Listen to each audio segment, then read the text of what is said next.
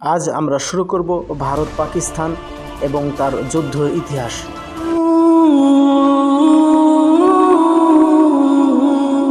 ভারত ও পাকিস্তানের সংঘাত শুরু হয় যখন 1947 সালে ব্রিটিশ ভারতের ভাগ হয়েছিল। জম্মু কাশ্মীর একটি মুসলিম সংখ্যাগরিষ্ঠ অঞ্চল হলেও তখন একটি হিন্দু শাসকের অধীনে ছিল। হুমকি অনুভব করে জম্মু কাশ্মীরের নবাব ভারতকে সমর্থন চাইলেন। এটাই ভারতের প্রথম যুদ্ধ সূত্রপাত শুরু হয়। 1948 সালে জাতিসংঘের মধ্যস্থতায় বিবৃতি লাভ করে। এরপর 1965 এর যুদ্ধ এই অঞ্চলের নিয়ন্ত্রণ নিয়ে তৎকালীন পড়েছিল সবচেয়ে বড় ট্যাঙ্ক যুদ্ধ, যা শেষ হয় তাশকেন্দ্রের ডিক্লারেশনের মাধ্যমে। 1971 সালে পাকিস্তানের পূর্বাঞ্চল ইস্ট পাকিস্তান, বর্তমান বাংলাদেশ স্বাধীনতা চান এবং ভারত সেই আন্দোলনের চালক ভূমিকায় পালন করেন। বাংলাদেশকে আলাদা দেশ হিসেবে গঠন করার জন্য ভারত বাংলাদেশের যোদ্ধাদের সবচেয়ে বড় উৎসাহিত দেন এবং করেন।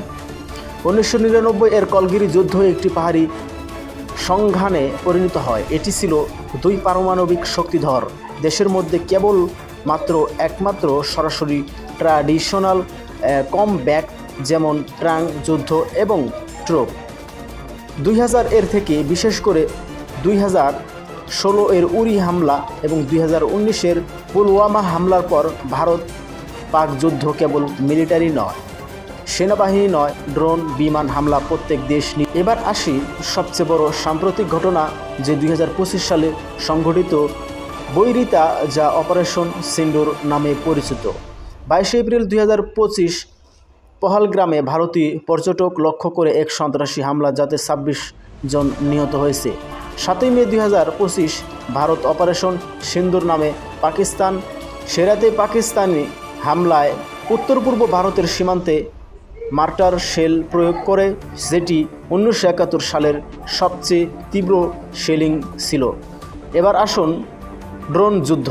এটাই সেই দুই পারমাণবিক শক্তিধর দেশের মধ্যে সর্বপ্রথম ড্রোন প্রযুক্তির ব্যবহার শুরু হয়। 10 মে 2025 দ্বিপক্ষীয় ঘোষণা করা হয়। যুক্তরাষ্ট্রের হস্তক্ষেপ বা যোগাযোগের মাধ্যমে শান্তি চলে আসার চেষ্টা হয়। যুদ্ধের পর ভারত দাবি করে S-400 সিস্টেম দিয়ে পাকিস্তানের 6টি বিমানের মধ্যে 5টি আমরা ধ্বংস করে দিয়েছি। এর মধ্যে ছিল যুদ্ধ বিমান, এমনকি নজরকারীধারী বিমান ছিল। ভারতীয় সেনাপ্রধান এই সংঘর্ষকে চেসের খেলা বলে বর্ণনা দিয়েছেন এবং পাকিস্তান সেনাপ্রধানকে ফিল্ড মার্শাল করার প্রসঙ্গটিও সমালোচনাভাবে উল্লেখ করেছেন। পাকিস্তান প্রক্রিয়া দেখা যায় ড্রোন, ক্ষেপণাস্ত্র প্রযুক্তি, সংবিধানের বন্দুক আমদানি করে এই অঞ্চলের প্রতিরক্ষা শক্তি বাড়াচ্ছে। এই সংঘর্ষগুলি শুধু সশস্ত্র সংঘাত নয়, প্রযুক্তিগত আধুনিকতায় এগিয়ে এসেছে।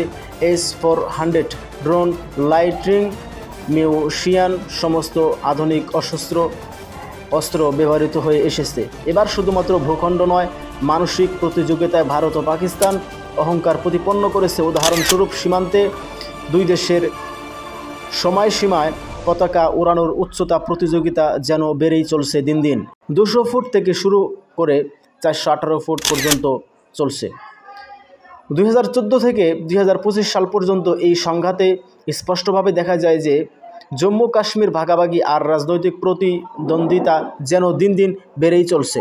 সায়েন্টিফিক পরিবর্তন, ড্রোন, আধুনিক ক্ষেপণাস্ত্র, স্যাটেলাইট কমান্ডো এবং S-400 পরবর্তী আন্তর্জাতিক মধ্যস্থতা, বিশ্ব নেতা, UN তথ্য, যুদ্ধ নেভেরিট গঠন, মানসিক এবং প্রতিটি পদক্ষেপে প্রতিদিন যুদ্ধ, যেখানে পতাকা উচ্চতা পর্যন্ত প্রতিযোগিতা এসে যেন চলছে।